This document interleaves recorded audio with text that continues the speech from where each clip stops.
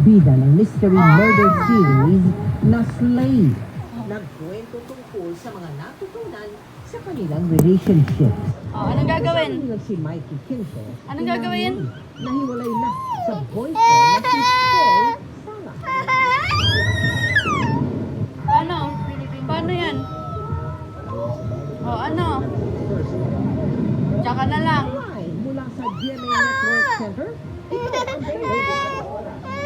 Hindi na, tsaka na lang. magandang gabi po. Hindi tayo sa Pangasinan. Tsaka na lang. Sumabog sa gitna ng pagkakabit ng LPG tank.